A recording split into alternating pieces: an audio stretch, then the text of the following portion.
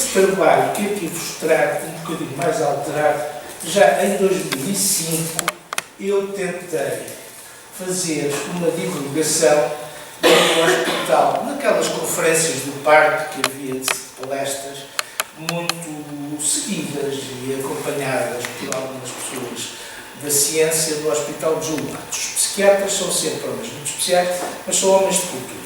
E, inclusivamente, aqui nesta palestra que fiz, fui acompanhada por uma pessoa que já faleceu, que era o professor Salinas Calado. Ele era um homem, portanto, dedicado à cerâmica e pronto, ficou-se. Logo a seguir ia dar, portanto, o seu veredito em relação com esta questão. A questão que eu quero aqui apontar, que é conhecido de todos, é que a cerâmica é uma forma de arte, que alguns dizem menor, não sei se será assim tão menor como isso, sem dúvida uma das manifestações artísticas mais espontâneas de um sentido popular de uma determinada região. Influenciada por uma forte tradição local, que possa sofrer mutações, por vezes impostas por escolas extrínsecas à própria, permanecendo, contudo, o tal cunho próprio determinado, como sejam as características específicas da pasta, da massa argilosa, das moldagens, das pinturas e inscrições, dos banhos, das qualidades dos moldes ou vernizes, dos tons e intensidades dos óxidos, cujo efeito final em tudo se relaciona com variações das cozeduras e da própria atmosfera do forno. Em relação com outro texto que também é preciso sublinhar, que é um texto que acho que é padrão da etnografia portuguesa, de José Leite Vasconcelos, isto já em 1988, ele dizia: esta reforma inseria-se para Vasconcelos num projeto mais amplo, reforma cultural, bem entendido, de mudança de gostos e mentalidades a nível nacional. E é muito interessante constatar o papel de relevo que nele destinava a cerâmica. Se na arte mais popular que temos em todo o país, se na olaria se fizer uma propaganda racional e paciente, respeitando-se tudo e quanto a tradição histórica tem de valioso, teremos dentro de uma geração, isto é, dentro de 50 anos, transformada a educação artística do país sem consultar nenhuma comissão nem nenhuma academia. E, na verdade, nenhuma arte é mais popular no país, nenhuma se multiplica com mais facilidade, nenhuma se insinua mais habilmente na habitação humana, nenhuma anda mais ligada à vida íntima da família. Também, nenhuma faz mais com menos recursos. É por isso que o povo a ama tanto. Aí está a chave do segredo, o seu encanto. Continuando, se nós repararmos, há diferenças abissais em relação com as cozeduras das massas, em relação com a cerâmica europeia propriamente dita, a nórdica, e a cerâmica propriamente dita, a do sul, da orla, portanto, do Mediterrâneo. E já vou falar disso. Em relação com os fornos cerâmicos dos países, portanto, nórdicos, a parte norte da França, da Alemanha, encontrava-se o quê?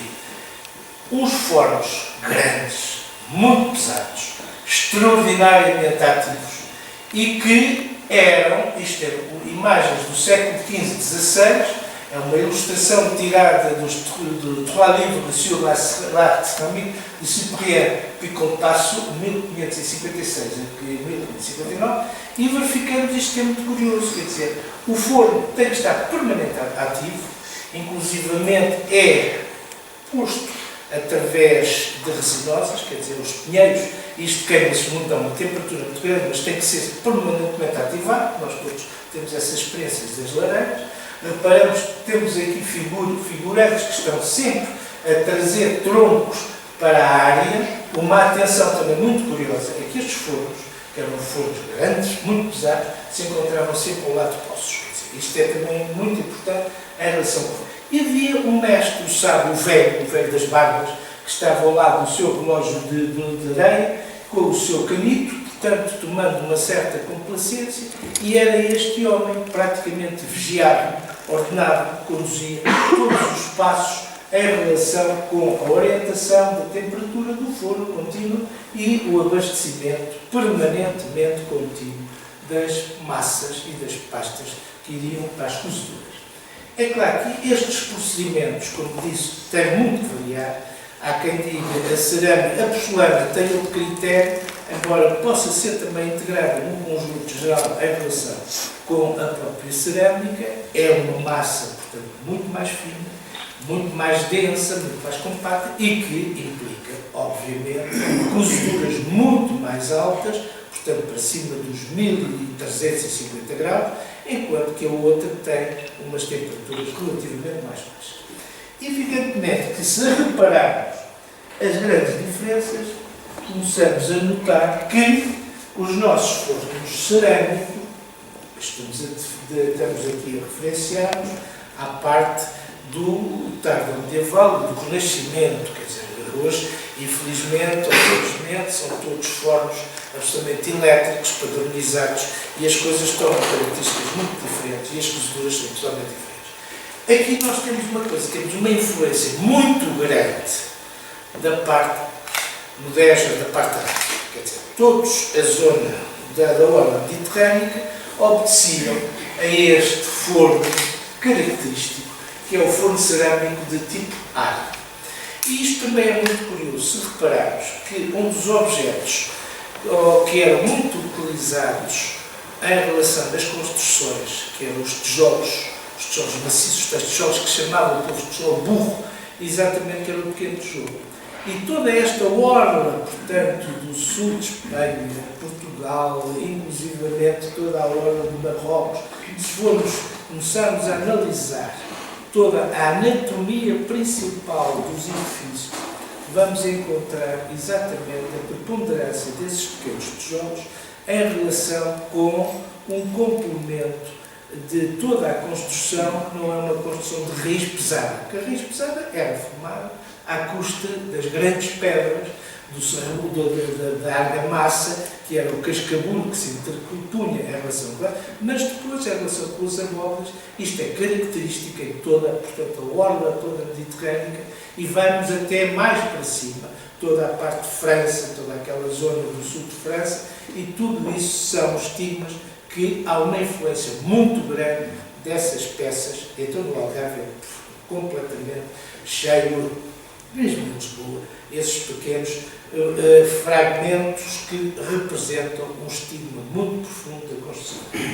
O forno, conforme digo, é um forno muito curioso, muito simples, aproveita a sua cúpula ser, portanto, côncava, que dá uma reflexão e uma concentração, portanto, do calor em relação com as peças a cozer, inclusivamente tem duas porções, uma mais simples, que seria para o arrefecimento, ou para uma moldagem, para uma secagem. E depois tem a cozedura, que era, de facto, muito mais simplificada através das saídas de ar, e isto podia-se condicionar através de uma pequena abertura nestes fornos muito rudimentares, que não se comparavam com as grandes grandezas e as grandes implantações do forno. Isto é um forno de cerâmica, isto é tirado de um livro do Manual de Cerâmica Espanhola, e é claro, quando começamos a ver a cerâmica portuguesa e a cerâmica espanhola, há muitas aproximações, mas há especificidades. Basta recordar que o nosso palácio de Viçosa, os azulejos de tudo, eles são de Talavera de la Reina. Quer dizer, nós começávamos a olhar e dizer, isto será, não será? Aquela zona extremosa, parece um bocado em relação, mas não, aquilo é de Talavera de la Reina. Quer dizer, há de facto uma simbiose muito grande entre os núcleos, alguns núcleos cerâmicos do sul de Espanha e a relação com os nossos. Quer dizer, o procedimento em relação de fabrico na antiguidade, do tardo medieval e do princípio do Renascimento, eram tipos cerâmicos de árabes, que eram estes tipos de fornos. Outra questão é que, em relação com um dos grandes livros, que para mim é dos livros mais preciosos que temos sobre a cerâmica portuguesa, Não há muitos. Há este que é uma bíblia autêntica que se chama A Cerâmica Portuguesa do Zé Queiroz. É um livro que tem 2 volumes, que esgotou-se, depois foi reeditado, e foi neste livro que eu comecei a estudar e a ler. Falavam lá numas celas as bilhas do tempo da Rainha Dona Maria, que já irei focar, e de facto são peças únicas no mundo, únicas, que já irão ver. O livro, este é de 1948, e diz ele lá num certo passo: não admira que a produção cerâmica tenha sido tão exuberante em todos os tempos em Portugal, visto o nosso solo ser tão argiloso e abundante de água. São raros os pontos do país onde não se encontram barros de fina qualidade. Isto é, de facto, uma questão muito importante, é uma questão de honra para nós portugueses, e eu acho que devemos ter muito cuidado, muito critério em sabermos guardar o que é nosso, porque vai-se perder.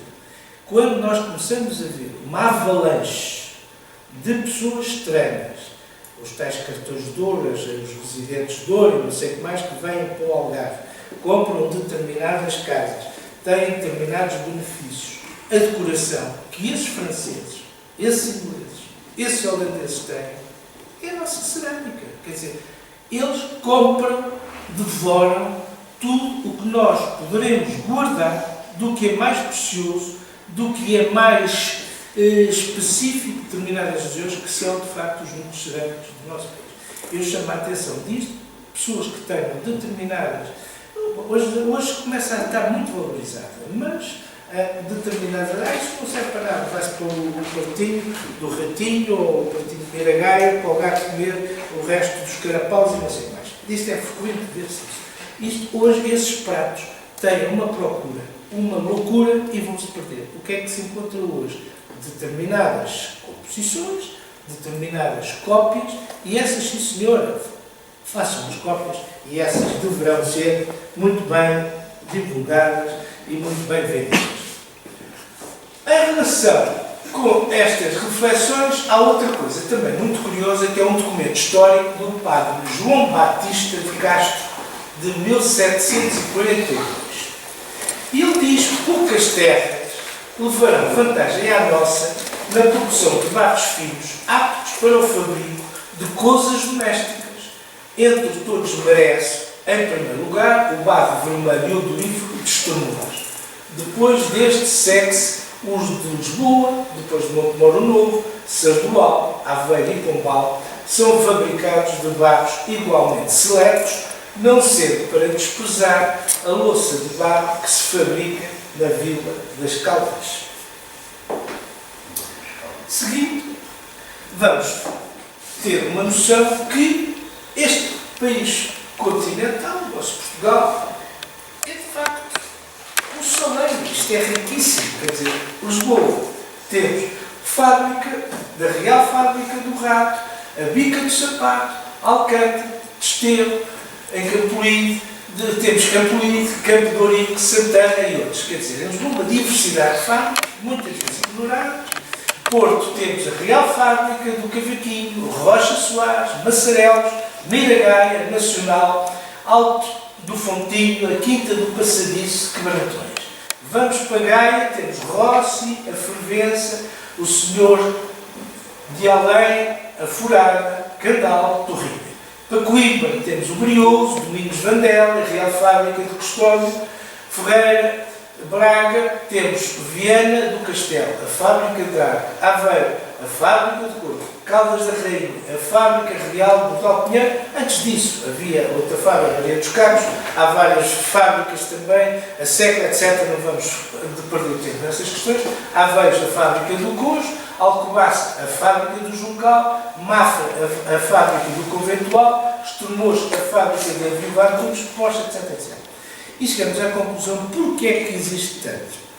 Já vimos, uma das questões é exatamente a questão adstrita aos rios, inclusivamente aos barreiros, aos barcos. Outra muito especial são os conventos, quer dizer, toda aquela zona antiga onde havia, portanto, ordens monásticas, conventos, essa gente fabricava também, tinha um culto muito especial pela própria cerâmica e pela própria produção cerâmica. Em relação com a questão do que eu vos disse, eu fui sempre apaixonado por cerâmica, fui colecionando e fui adquirindo, comprando uns pratos aqui, outros cacos acolá, umas terrinas aqui. É claro que a minha mulher sempre teve a complacência de maturar e de te arranjar espaços, porque chegou no ponto em que aquilo era cacos por todos os lados. Ultrapassava quase a Maria dos Cacos. E em relação com uma peça que eu acho fascinante, que são as terrinas portuguesas, que são de facto belíssimas. Isto é para uma pequena exemplo que estas peças, que são os galos, isto é uma preciosidade, hoje já quando desaparecem, perdem preço a alguns antiquários desmedidas, chegam quase a estarem valorizadas quase como companhia das Índias, e há diferenças. Se repararmos, toda esta composição é variável a ouro, principalmente na orla. Esta orla pode ser mais ou menos enriquecida. Se a maior parte de uma pessoa que autoriza, isto são pratos do norte, em relação com Gaia, nomeadamente de Fervença, e que há muita zona desta. Mas, atenção, outra coisa curiosa é as pastas. Este amarelo, um amarelo muito especial, é muito característico de uma zona muito rica, que é Estremoz. A faiança de Estremoz é das mais ricas do país. Quer dizer, há peças que estão a atingir preços loucos, não se encontram, exatamente nestas diversas composições. É claro que é muito difícil. Outra questão também, como é difícil também de fazer diagnósticos de especificidade, é que a arte, Portugal é pequeno, é um país pequeno. Os artífices procuram o quê? A sua melhoria e o seu bem de produção e que sejam mais bem pagos. E é possível que um oleiro e um grande artista de uma determinada zona se desloque de uma zona para outra e vai implementar determinadas questões pessoais para outras zonas. Portanto, quando dizem, isto é de certeza. Certezas, meus queridos amigos, é só quando eles tiverem o clube estão assinado. Estas questões destes pratos mais simples, mais, digamos, maior ornamentação, é, por vezes, difícil de dizer estas questões. Eu acho isto uns pratos de uma beleza extraordinária e é claro que qualquer apreciador de cerâmica de qualquer país da Europa fica fascinado com isto. E a primeira loucura tem a sua casa rústica, tem determinados móveis rústicos de lá ou de cá, sejam franceses, sejam espanhóis, é sempre uma cerâmica mais rica, mais penetrante, como seja a cerâmica portuguesa. Outros exemplos, também muito característicos, que estamos a falar, é este. Isto quer dizer, já temos aqui uma composição um bocadinho mais pop, mais diferente, são também de Gaia Fervesco. Não acredito que nenhum destes pratos seja como pratos de Estremoz. Estes sim são muito divulgados.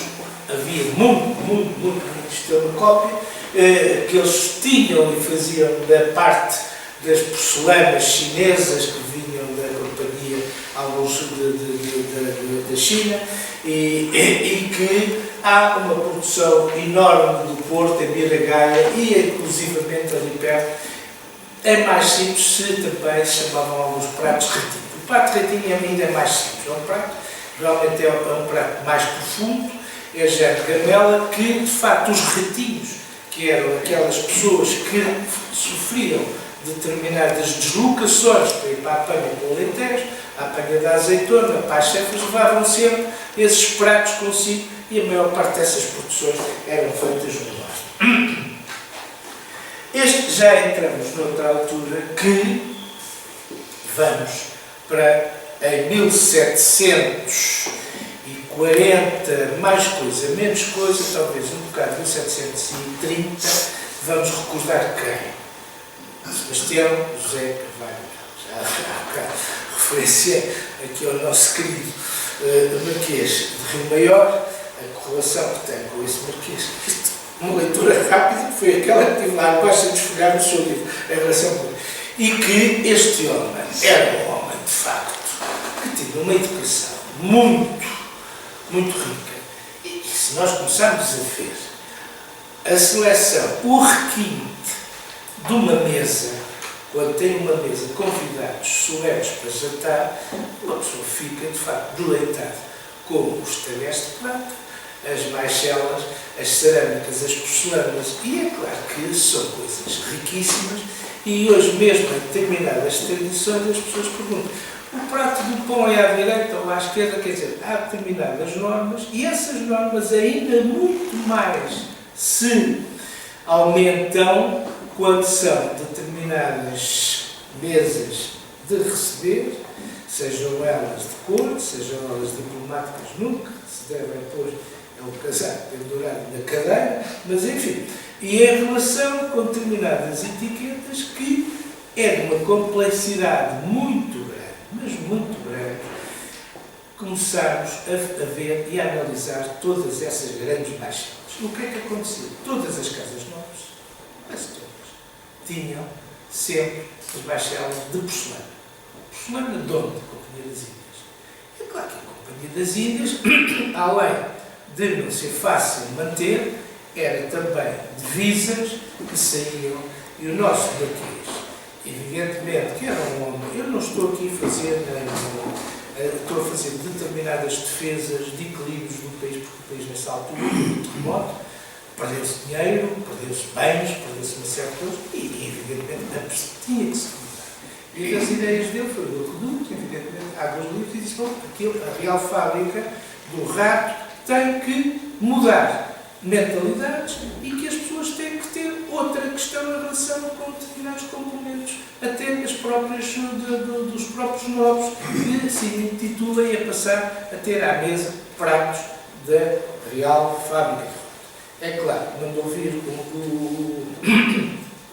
o Tomás Brunetti de Itália, de Florença, um homem que era de facto um artista, começou a compor numas pastas muito especiais que não chegaram à porcelana, e inclusivamente depois essa fábrica teve problemas e felizmente houve uma subsistência muito grande os azulejos.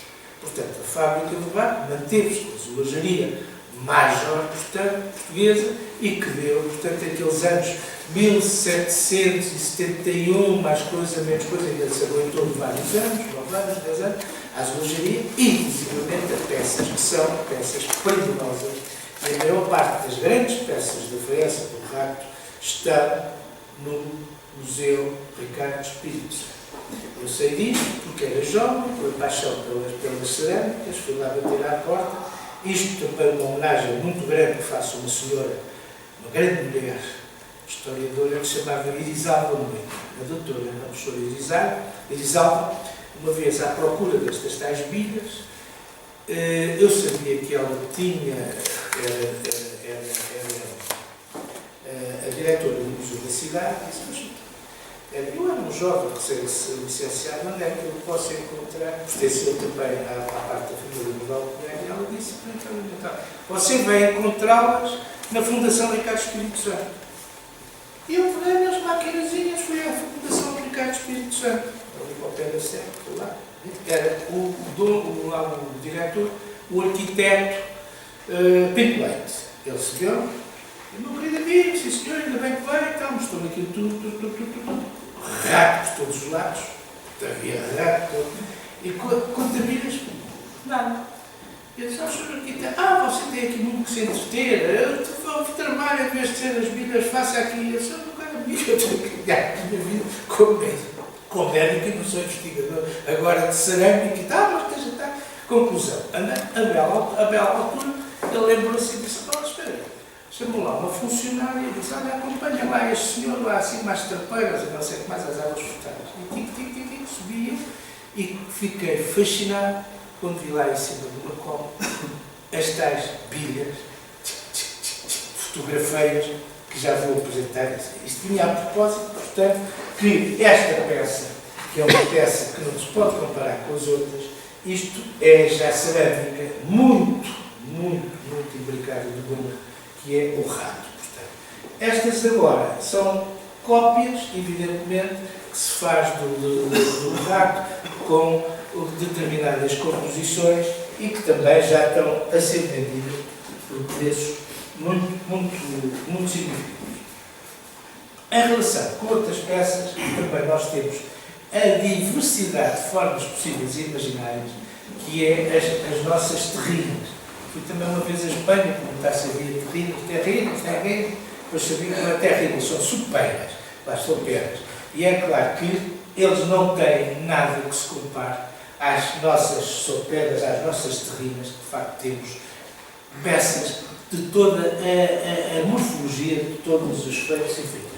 Também não tenho tempo, só trago aqui uma amostragem das que consegui colecionar para entrarmos em relação com o Brasil. E depois chegamos ao outro lado, que neste país também tem uma das mais ricas, mais famosas porcelanas do mundo, a ilha, na Aveiro, que se chama Vestalete. Quer dizer, na Vestalete temos tudo o que é de melhor e o que é de bom em relação com o atual e com o passado, com as regras. Isto é uma coleção que vale a pena ter. Eu tive a sorte de conseguir arranjar, estava no Algarve, falei a um amigo meu, disse: "Oh, Rogério, vê lá se me consegues lá embarcar e tal", e consegui apanhar as talhas dos vice-reis. São, de facto, preciosidades que já estão mais do que esgotadas. Todas elas têm um cunho, têm uma assinatura e têm, de facto, são peças de porcelana, de facto, magníficas. A tal questão, que é, de facto, uma chave que chama e que nos enaltece, é em relação com esta obra, 1869, de A. Jacques Marthe. E o que é que diz este senhor? Ce pays Portugal est en quelque sorte le nouveau monde de la céramique. Isto é fabuloso, quer dizer. E quando eu julgava que ele ia valorizar o Rafael Bordal Pinheiro em relação com as cerâmicas, portanto, das Caldas da Rainha, não, senhor, ele vai chamar, enfatizar o Manuel Cipriano Gomes, que é um homem, que era um Mafra e que ficou com a fábrica antes, que fez muitas produções, com cunhos muito especiais, e que a irmã, também era daquela zona ali, Saloia, aqui de Mafra, era a grande artífice de umas peças que hoje são muito raras, que se chamam os pratos de verguinha. São muito trabalhosos e que são, de facto, peças únicas.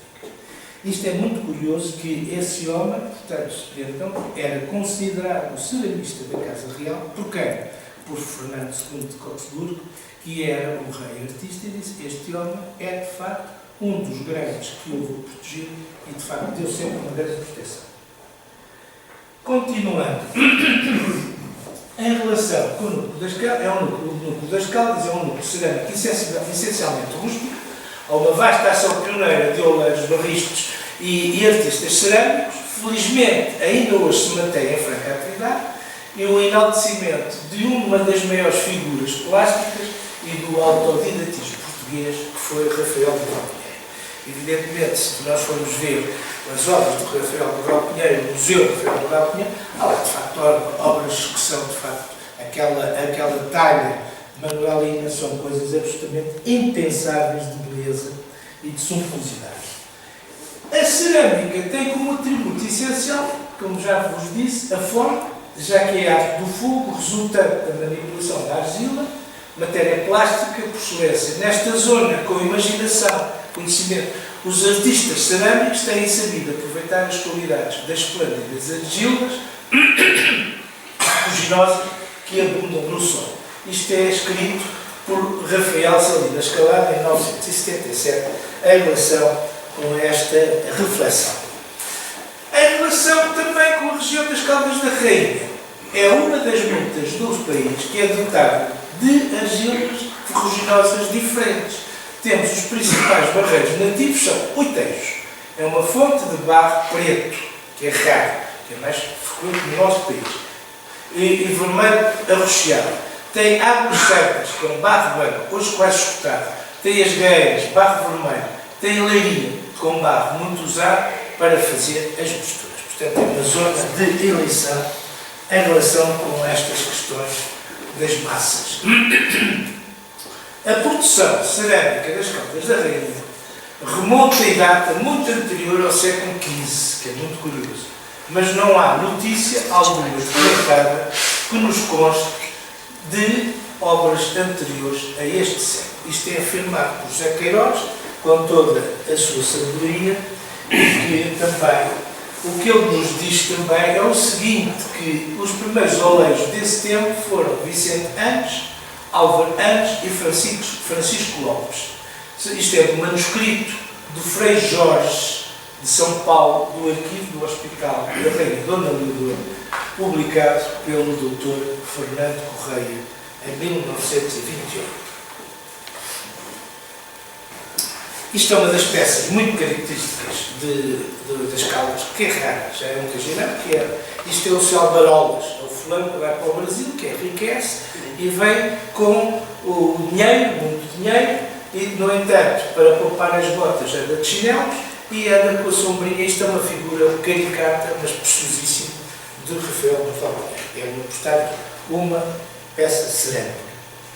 Continuando, o importante valor histórico, chegamos aqui ao que eu quero dizer, são as bilhas de barro vermelha, com decoração relevada do período do rei D. João II. Idênticas bilhas também foram descobertas por Joaquim de Vasconcelos numa das dependências do mosteiro de Madre Deus. Quer dizer, já estamos a ver uma inter-relação que há Madre Deus e que há Caldas da Rainha. As peças são estas. Isto, de facto, não tem tanto, isto foi conforme eu tirei a fotografia. Se você puder baixar a luz, eu agradeço. Isto é uma fotografia única, é minha, evidentemente, e uma das questões mais primorosas destas são bilhas, portanto, muito bem elaboradas. Isto não é para qualquer pessoa. Vê-se que há aqui um requinte muito grande em relação com a forma. Há uma tampinha que não existia. Há, de facto, uma composição. Se me perguntarem o que é que eu acho disto, acho, de facto, que há uma cópia, uma integração deste barro ou desta moldagem com uma semelhança ao que nós vamos encontrar em Espanha, que é o plataresco. A arte, portanto, da prata, aquela simbologia rica, nós vamos encontrar aqui nestas preciosidades.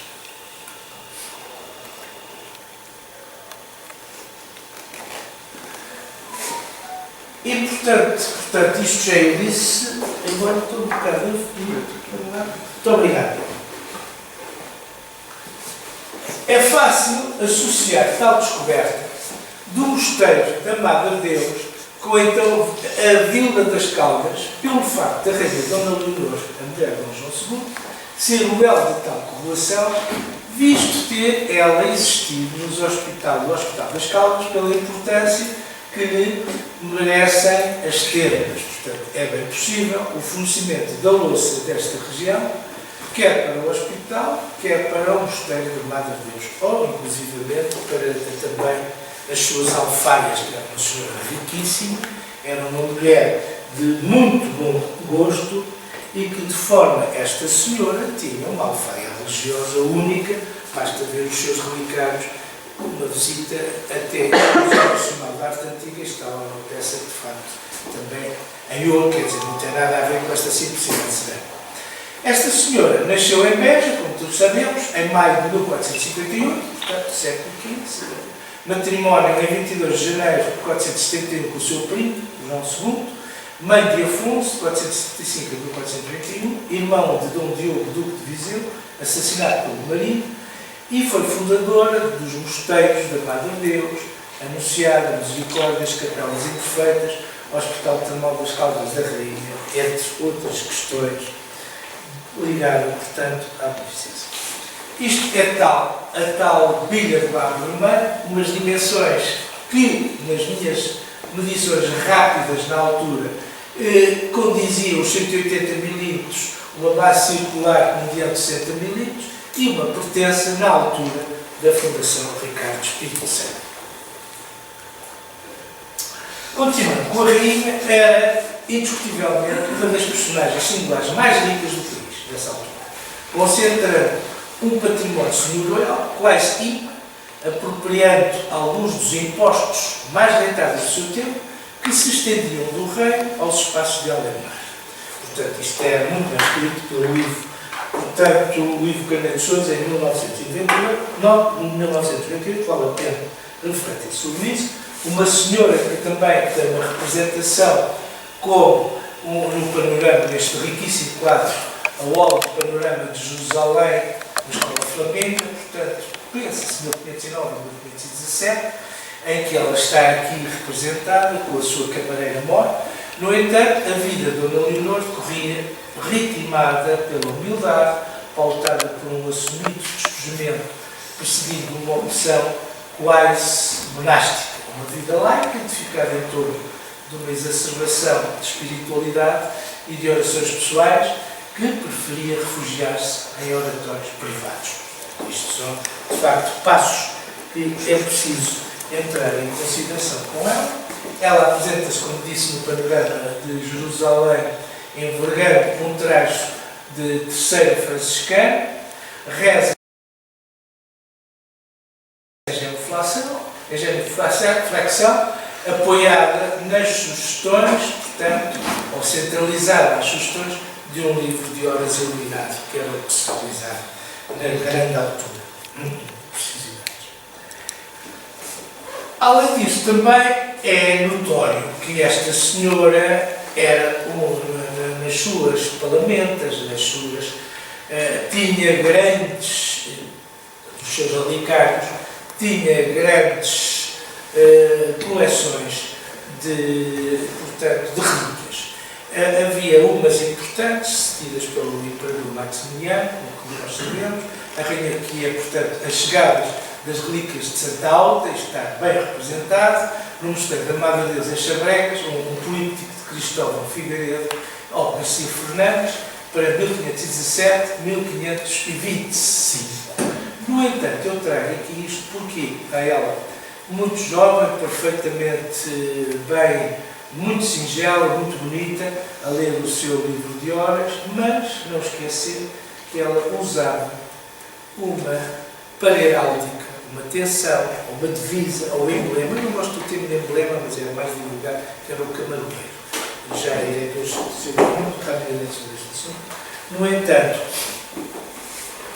os emblemas antel do marido, portanto, é republicano e pela lei, pela grei. Isto é muito curioso. Podíamos estar aqui a falar um dia sobre as pareráldicas dos reis da dinastia, portanto, a segunda dinastia, em relação com a implantação das santas armas, mas entanto já na própria cultura. E esta senhora utilizava o camaroeiro. Porquê o camaroeiro? Isto é uma questão que nos põe, que também me interrogou, e vamos assistir a isto, uma possível interpretação que é esta. Seguramente que a rainha, uma personalidade tão forte e poderosa em educação, de vivência religiosa, se afirmasse numa tensão muito própria, um emblema muito próprio, vinculativa do seu ego, o modelo do seu figurino de vida, bondade e da sua própria singeleza e simplicidade. Assim, no camaroeiro, objeto simples e rudimentar, identifica-se à rede que procura pescar e obter as obras ou as almas mais desprotegidas e salvá-las do inferno e do purgatório para uma vida eterna, numa redenção interna para os reinos dos céus. Há quem vincule este símbolo à memória da morte de seu filho, do infante Dom Afonso, deitado de cadáver numa rede de um pescador do Tejo.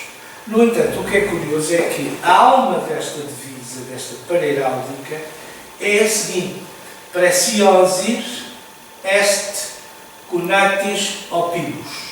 E está associada ao livro dos provérbios do rei Salomão, referente ao versículo completo 3.15, exatamente referindo na Vulgata rezando: Prestigior est cunctis opibus e omnia quo desideratur uic noft valet comparari. Quer dizer, é maior, preciosa que todas as riquezas e nada do que desejamos se lhe pode comparar. Quer dizer, era de facto uma senhora, uma vocação muito grande, dentro do meio de bases católicas, e que na crónica de Dom João II também vimos também ordenar à misericórdia santa, coisa tanto louvar, que não sei quem não se espante, mais cedo não se achar. Socorre encarcerados e e conforta os justiçados a pobres, dá de comer, muitos ajuda a suster os mortos que são desterrados. Quer dizer, isto está descrito por ela, em relação da biografia dela. Não quero perder mais tempo. Ela também foi regente do reino em 1498, e põe determinadas questões em defesa dos desfavorecidos e dos pobres. Uma das grandes vinculações desta rainha foi sempre a defesa da Materônia, a Nossa Senhora do Manto, portanto, uma Nossa Senhora que alberga. Isto também é muito curioso, esta análise que vem também de Itália, isto não foi dela também. A Materônia, que está representada em todas as misericórdias, não há misericórdia nenhuma que não tenha representação da Materônia, os estandartes, e isto vem, o manto, em que está debaixo do manto, dois grandes grupos. Um é a realeza e outro é a parte do clero, também é muito curioso. Ela, isto é dos maiores, é das mais belas, portanto, para mim, dos alto-relevos que nós temos, é o relevo da fachada da igreja da Nossa Senhora da Conceição, em Lisboa, atribuída a João Castilho em 1520 e 1530, de facto, uma escultura das sumptuosas. E, voltando novamente à outra bilha, que é a outra bilha que é mais enfatizada pelo Museu da Fundação Ricardo Espírito Santo, é uma bilha de segredo. É mais ou menos semelhante à outra. O que é uma bilha de segredo? É aquela que tem água e que se deita não sai água. Tem que se colocar numa posição para que ela circule através desse gargalzinho e que comece a jorrar. É de facto uma peça única, não há descrições, nunca vi mais nenhuma com características semelhantes. Morfologicamente é muito semelhante à outra, tem umas características. Eu agora pedi outra vez, se não estou errado, aqui temos provavelmente outras questões, outras vistas. Isto são fotografias minhas, portanto, que eu tirei. É uma bilha com dimensões à altura de 280, portanto, milímetros, uma base que está completamente desfeita, em parte, 90 milímetros, e a pertença, portanto, à Fundação Ricardo Espírito Santo. Adiantando, estas peças apresentam-se em tampa, a sua anatomia é idêntica à descrita por Julieta Ferrão. Esta senhora descreveu-os corretamente. Ela foi, portanto, também diretora do Museu das Câmaras da Rainha e veio publicado no Museu Volume 3, número 6, figuras 780, de 1944. Eu tive este trabalho na mão e perdi, não sei onde é que está, e as bilhas são todas elas desenhadas, não há fotografias. Referentes ao espécimen número 375, do catálogo Guia do Museu Nacional Soares dos Reis, consagrada à França Portuguesa, isto é 1943. Portanto, a documentação está apresentada. O que poderiam dizer? O que é que o museu tem em si? Tem um catálogo. E é claro, quando eu fui lá acima, a ver e descobri as bilhas, estava escrito louça antiga de Alcobaça. Poxa, passa, não é isto que é compatível. Falei lá com o arquiteto, e ele disse: meu caro amigo, está à vontade, mande-me tirar isso, não é Alcobaça nenhuma, ponha lá Caldas da Rainha. Eu disse: não, senhor arquiteto, quem sou eu? Não vou agora modificar o que está aí para nada. E depois, passado tempo, vim a saber que há, de facto, um catálogo, comprei, e a bilha que acabámos de ver está lá representada com isto. Quer dizer, iconograficamente, nesta exposição não tem a mesma configuração. Não tem a mesma configuração, não tem a mesma beleza que tinha aquelas quando eu as vi, quando eu as fotografei. Começaram, se calhar, a tentar retocar, ou a tentar modificar, ou a tentar, portanto, dar um aspecto, e é claro que as cerâmicas é preferível estar quietinha com o gato, porque as cerâmicas não perdem valor. As porcelanas, sim, as cerâmicas. E é claro que não dá, ou não, aquele chamamento em relação com a beleza que elas têm. Outra questão para terminar e para configurar, eu, em relação, fiz um estudo comparativo. O que é que eu poderei encontrar nos museus? É claro que não tive, nem era cabido trazer aqui todas essas possibilidades que não vi nenhumas, quer dizer, não encontrei nada. E o que está descrito é das cerâmicas, os Hans Memel temos em 1430, nos períodos mais ou menos condizentes, 1494, tem estes tipos destas cerâmicas, destes vasos, tudo isto é diferente. Temos aqui, quando vamos analisar o período 450 a 1516 de Bosch, nos 7 pecados, sem ser os 7 pecados, outras peças cerâmicas, vimos que nada é totalmente diferente daquelas que eu apresentei. Vamos encontrar no Petersburgo, em 1525, 1569, nesta pintura, em 1568, do casamento dos camponeses, várias peças cerâmicas, sim senhor, lá também vermelho, mas com configurações totalmente que não se comparam àquelas que eu aqui apresentei. Estão na ampliação, podem ver, esta aqui que é curiosa, também com 4 asas, mas não é nada de especial, em relação com estas preciosidades, que isto de facto são peças que eu acho que merecem ser conhecidas, merecem ser analisadas, não esquecidas e divulgadas como uma das principais cerâmicas portuguesas do tardo medieval ao Renascimento, que serão de facto muito belas. Outra questão muito curiosa, em relação com uma publicação de 1915, em relação com os barros de Estremoz, Venturini, secretário do delegado pontifício Miguel Bonelli, cardeal de Alexandrina, enviado por Pio V a Portugal para ultimar os desposórios de Dom Sebastião com Margarida de Valois em 1571, diz numa das suas descrições de visitas à corte, sobre a mesa estava sempre um grande vaso de prata cheio de água, do qual se deitava num jarro chamado na língua portuguesa de púcaro, do feitio de uma urna antiga de altura de um palmo e feito de um certo barro vermelho subtilíssimo e luzido que chamam barro dos Estremoz, pela qual bebeu 6 vezes. Quer dizer, o senhor tinha comido muito sal, onde estava de facto desidratado e achou que era de facto uma água excelente. Em relação com, isto também é curioso, com o Virgílio Correia, diz que nos fique ao menos continuando uma tradição multissecular, a sua arte de decoração externa, uma das mais características da cerâmica popular portuguesa. De momento podemos estar tranquilos, isto é, 1915. Enquanto houver oficinas caseiras para plasmar a louça desta, o perigo será leve, porque só grandes industriais podem ter a peregrina lembrança, já honestamente zurzida, porfiada, de fabricar morinhos e depósitos em forma de troncos de sobreiro, substituindo por uma carapinha rugosa e de estética o suave brunir e os desenhos ingênuos da louça de Estremoz. Acho também esta argumentação uma maravilha.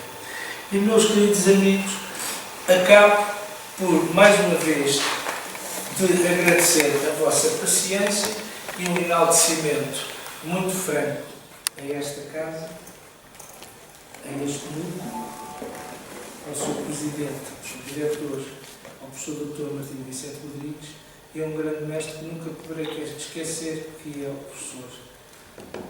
Portanto, que aqui está representado nesta figura, que é o nosso querido professor Joaquim Veríssimo Serrano. A todos, muito obrigado.